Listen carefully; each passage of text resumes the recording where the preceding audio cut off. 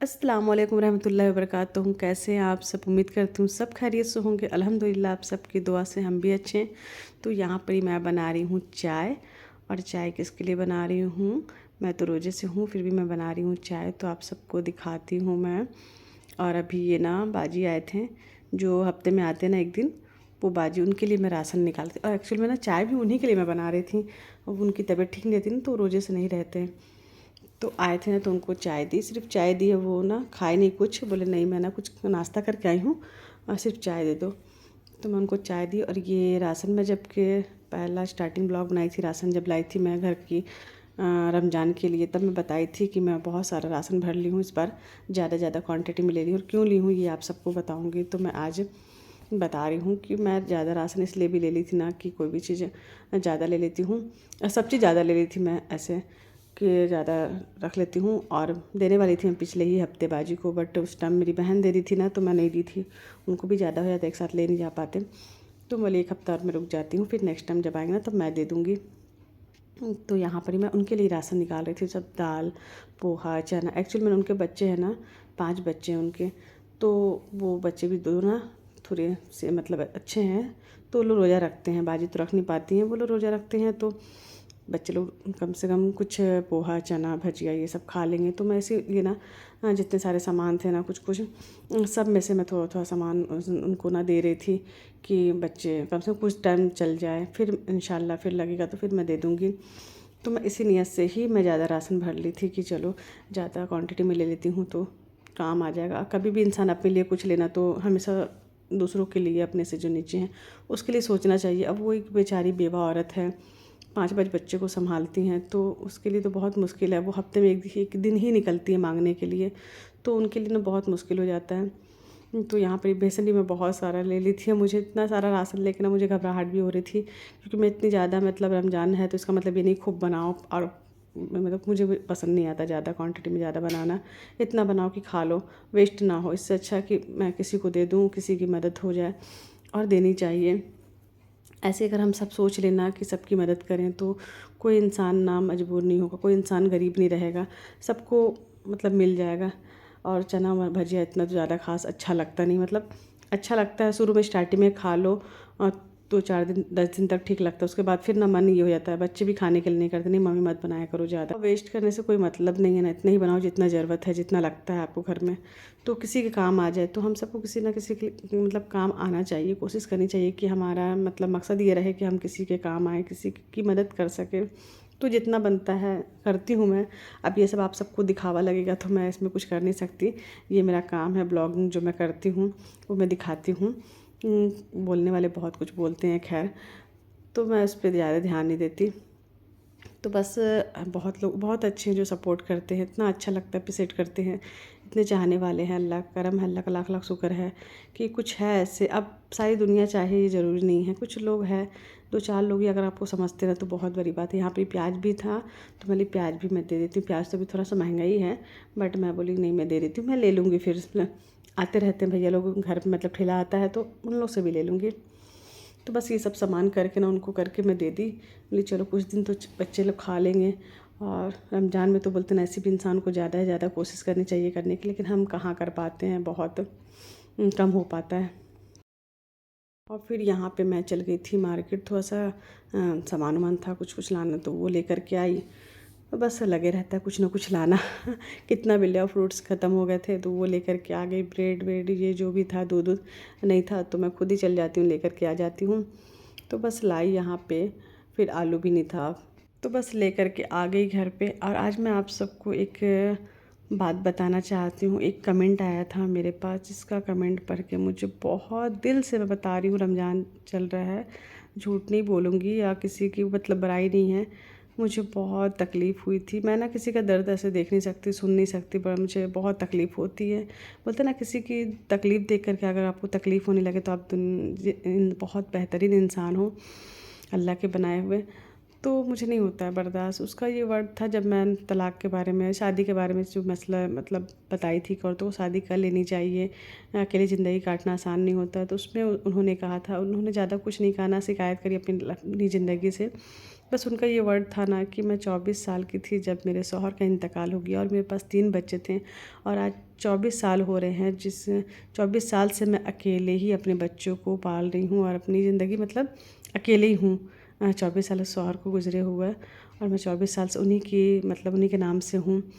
लोग कैसे ज़िंदगी में आगे बढ़ जाते, तो हकीकत ये है कि वाकई लोग कैसे आगे बढ़ जाते हैं, और आगे बढ़ने में कोई बुराई नहीं है। लेकिन कुछ औरतें ऐसी होती हैं जिसके अंदर इतना पेशेंस होता है, इतना बर्दाश्त होता है ना, कि वो मतलब इतनी ईमानदारी होती है और होनी चाहिए। अगर शौहर आपका अच्छा है ना और नेक था, दुनिया से चल गया, तो उस औरत को ना उसकी अच्छाई, औरत इतनी वफ़ादार होती है ना, जाने के बाद भी उसके नाम से ही ज़िंदगी अपनी गुजार लेती है अपने बच्चों के लिए। तो ये एक औरत के लिए कुर्बानी बहुत बड़ी कुर्बानी होती है, और इसका अज़र न सिर्फ़ अल्लाह ही देता है, अल्लाह ही इस दर्द को समझता है और अल्लाह ही इसका अज़र देता है। बेशक इसमें कोई शक नहीं हो, लेकिन दुनिया नहीं समझती इस चीज़ को। अकेली औरत को अपने बच्चों के साथ ज़िंदगी जीना, मैं ना जितनी भी ऐसी बहुत सारी है जिसको मैं जानती हूँ जो बेवा हैं, अपने बच्चों के लिए शादी नहीं करी हैं और पूरी ज़िंदगी अपने बच्चों के लिए ही जी रही हैं, तो मैं ऐसे औरतों को दिल से मेरा सलाम है, सल्यूट है मेरा। और मैं उसके दर्द को इतना मतलब महसूस कर सकती हूँ, समझ सकती हूँ ना। बोलते ना किसी के दर्द को समझने के लिए दिल चाहिए होता है उसके पास, लेकिन मुझे लगता है ना किसी के दर्द को समझने के लिए उसके पास भी दर्द होना चाहिए। अगर सामने वाले के पास दर्द है, मेरे अंदर दर्द है ना, तभी मैं किसी के दर्द को समझ सकती हूँ।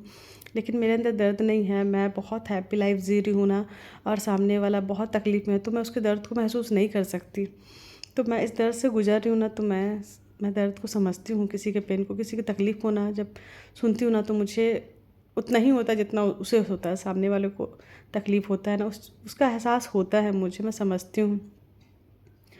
तो तकलीफ़ को हर कोई नहीं समझ सकता, और दुनिया तो बिल्कुल नहीं समझती, इसलिए दुनिया को राज़ी करने से अच्छा है ना कि दुनिया बनाने वाले को राज़ी कर दो। और अल्लाह राज़ी है ना, तो फिर आपको कोई कुछ नहीं बिगाड़ सकता, कोई कुछ नहीं कर सकता, दुनिया राज़ी हो या ना हो। तो बेशक बस अल्लाह राज़ी होना चाहिए। तो अल्लाह ने मुकाम भी मतलब जितना सख्त आजमाइश होती है ना, जितनी सख्त आजमाइश होती है, उतना ही बड़ा इनाम भी अल्लाह पाक रखे हैं अपने बंदों के लिए। ऐसा नहीं है, एक औरत जब जवानी में बेवा हो जाती, पूरी ज़िंदगी अपने बच्चों के साथ गुजारती है ना, और इसी तरह दुनिया से चल जाती है ना, तो उस औरत के लिए अल्लाह ने कौन सा इनाम रखा है, अगर आप सुन लेंगे ना, हर किसी को शायद मालूम भी ना हो, या मालूम हो, मैं ये नहीं बोलती।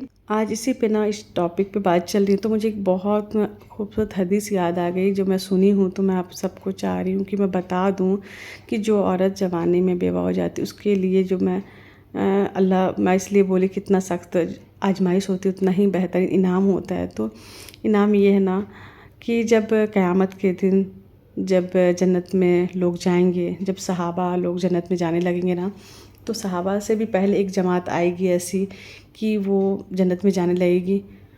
तो सहाबा लोग भी चौंक जाएंगे कि या अल्लाह, ये कौन सी जमात है, ये कौन है जो हमसे पहले जन्नत में जा रही हैं, हम तो सहाबी हैं। तो अल्लाह पाक बोलेंगे मेरी उम्मत की वो बेटियां हैं जो जवानी में बेवा हो गई थी और अपने बच्चों के लिए वो दूसरी शादी नहीं की और पूरी ज़िंदगी गुजार दी, जो उसका उस सब्र का इनाम है जो आपसे पहले वो जन्नत में जा रही हैं। तो जब ये हदीस मैं सुनी ना, तो मैं, आप यकीन नहीं करोगे, मैं अभी बताते हुए भी मुझे मतलब मेरी आवाज़ लड़खा रही है, मुझे अच्छा नहीं लग रहा है। तो इतना खूबसूरत इनाम अल्लाह रखे हैं सब्र पे, तो अल्लाह बेशक सबके साथ है और अल्लाह है, बस इस बात पे यकीन रखना चाहिए इंसान को कि अल्लाह है, और अल्लाह जो करता है ना, अल्लाह का फ़ैसला, अल्लाह के हर काम में इंसान को राज़ी रहना चाहिए, चाहे वो तकलीफ़ हो। और सब्र तो इसी का नाम है ना। अल्लाह ने आपसे आपकी प्यारी चीज़, आपकी औलाद या आपके शौहर मतलब ले लिए वापस, और आप उस पर सब्र कर लिए और अल्लाह के फ़ैसले में राज़ी हो गए, इसी का नाम तो सब्र है ना। और अल्लाह ने कितना खूबसूरत इनाम रखा है आप बहनों के लिए। तो मेरी उन सब बहनों को दिल से मेरी दुआ है, जितनी भी सारी बहनें हैं जो इस दौर से, इस तकलीफ़ से गुज़र रही हैं, अल्लाह उनको अच्छा रखे, उनको आफ़ियत वाली ज़िंदगी दे। और अल्लाह ने उनके लिए कितना खूबसूरत इनाम रखा है, तो बस सब्र करें, अल्लाह पे यकीन रखें, अल्लाह से खूब दुआ मांगें, और आपके सब्र का बदला आपको अल्लाह ज़रूर देगा। तो मैं ये छोटी सी मैसेज मैं आप सबको देना चाह रही थी कि अल्लाह कितना गफूर रहीम है। बस हम अल्लाह को पहचान नहीं पाते हैं, अल्लाह से मोहब्बत नहीं कर पाते हैं, अल्लाह से जुड़ नहीं पाते हैं कि अल्लाह है क्या, अल्लाह हमसे क्या चाहता है। सबसे आसान काम है अल्लाह को राज़ी करना, सबसे मुश्किल काम है इंसान को राज़ी करना, मखलूक को राज़ी करना। लेकिन सबसे आसान काम है अल्लाह को राज़ी करना, अल्लाह को मनाना, अल्लाह से दोस्ती करना, अल्लाह को समझना। तो ये इतना मुश्किल काम नहीं है। लोगों को मनाना, लोगों को समझाना बहुत मुश्किल काम है, लेकिन अल्लाह को राज़ी करना, अल्लाह एक तौबा में मान, लोग ना लाख मिन्नतों के बाद भी नहीं मानते, लेकिन वो रब एक तौबा में मान जाता है। तो हमारी ज़िंदगी का मकसद ये होना चाहिए कि हम अपने रब को राज़ी करें, अपने अल्लाह को राज़ी करें, और वो काम करें इससे अल्लाह खुश हो, अल्लाह के रसूल खुश हो। बस ये बात मुझे बहुत लगी थी, हर्ट हुई थी मुझे, मतलब कि बहुत ख़राब लगा था उनका ये मैसेज मुझे। उनके लिए इतना मतलब दिल से दुआ निकली थी, और जब मैं सुनी तो मेरे आँख से आंसू आ गए थे मैसेज पढ़ के। तो मैं सोची आप सबको ज़रूर बताऊँगी, क्योंकि मुझे बहुत अच्छा लगता है कि आप सबको मैं बताऊँ। और भी अच्छा लगता है जब आप सब लोग, जो मुझे कुछ लोग हैं जो मुझे समझते हैं ना, तो मुझे और भी अच्छा लगता है कि आप इतना अच्छी बातें करते हैं, आप इतनी अच्छी हैं, इतना अच्छा बोलती हैं, बस हम समझाती हैं, तो बहुत अच्छा लगता है। तो मैं चाहती हूँ आप सबका साथ ऐसे ही बना रहे मुझे, और मुझे भी हिम्मत मिलती रहे आगे बढ़ने ज़िंदगी में, कि आगे बढ़ूँ, कुछ करूँ। बस ज़िंदगी यही है, बस यही हकीकत है ज़िंदगी की। अल्लाह हम सबसे राज़ी हो जाए। हमेशा ये दुआ करनी चाहिए, अल्लाह हम सबसे राज़ी हो जाए। सबके लिए दुआ करें, हम सबको तौफ़ीक दे, अल्लाह हिदायत दे नेक अमल करने की। और ये नहीं कि रमज़ान है तो हम बस रमज़ान में ही नमाज़ पढ़ें, नमाज़ किताब करें और गाने ना सुने या कुछ भी बुराई ना करें। हमें ये रूटीन हमेशा अपने अंदर लाना चाहिए। तो बस यहाँ पे मैं अफ्तार करने बैठ गई थी, दुआ मांगने बैठ गई थी। तो बस ज़िंदगी किसी की भी आसान नहीं होती है, लगता है देख कर के, लेकिन आसान बनाना पड़ता है इंसान को सब्र से, बर्दाश्त करके, बस अल्लाह पे यकीन रख के। अगर हम अल्लाह पे यकीन रखें, सब्र करके रहें, तो ज़िंदगी कितनी भी मुश्किल हो आसान लगने लगती है फिर। और जब दर्द को सहते सहते इंसान को ना, फिर वो दर्द की ना आदत पड़ जाती है, फिर नहीं लगता है। तो बस जब भी दुआ मांगे अल्लाह से तौफीक मांगे, और अल्लाह सबके लिए दुआ मांगे। वही इंसान है ना अच्छा इंसान, जो सबके लिए, सबके हक़ में दुआ करता है। वही एक सच्चा अच्छा इंसान है, जो सबके लिए दुआ करता है। इंसान वही जो सबके लिए दुआ मांगे, सबकी भलाई, सबकी खैर व आफियत मांगे, सिर्फ़ ये ना कि सिर्फ़ अपने लिए दुआ मांगे। तो बस यहाँ पर ही मैं चाय बनाई, चाय पी, बच्चे मस्ती कर रहे थे, और थोड़ा सा बस रोज़ा खोलने के बाद बहुत अच्छा नहीं लगता, कभी कभी ऐसा लगता है। थोड़ी सी अभी सर्दी खांसी हो गई थी ना, इसलिए। अभी तो अल्हम्दुलिल्लाह बहुत अच्छा है। जब मेरी तबीयत ख़राब होता तो मैं यही दुआ करती हूँ, या अल्लाह मुझे ना कुछ मत हो, और मैं गरीब को पैसा दे दूँ, सदका निकाल दूँ, लेकिन मैं डॉक्टर को ना दूँ ज़्यादा। मतलब डॉक्टर पर जाना, ज़्यादा मेडिसिन खाना अच्छा ही लगता, बहुत कराहियत होती है उससे। और अभी जो सर्दी खांसी चल रहा ना, उसमें जो और भी ज़्यादा टेंशन लगता है कि या अल्लाह सब कुछ मत हो। तो बस यहाँ पे चाय लेकर के आ गए हम लोग, और ये जो बर्गर बनाए थे ये ना गर्म ही था, डब्बे में करके रख दिए थे। और अफ्तार के बाद नमाज़ पढ़ने के बाद बोले आराम से खाएंगे, तो बच्चे भी खा रहे थे, बस मैं भी चाय पी रही थी। तो ये था मेरा आज का ब्लॉग। आई होप आप सबको अच्छा लगेगा। तो बस अपना बहुत ज़्यादा ख्याल रखिए, और मेरी उस बहन के लिए जिसके बारे में बताई हूँ, आप सब दिल से उनके लिए दुआ करना, और अल्लाह आप सबको अच्छा रखे। तो बस अपना और अपनी फैमिली का बहुत ज़्यादा ख्याल रखिएगा, मुझे भी दुआ में याद रखिएगा। अल्लाह हाफिज़।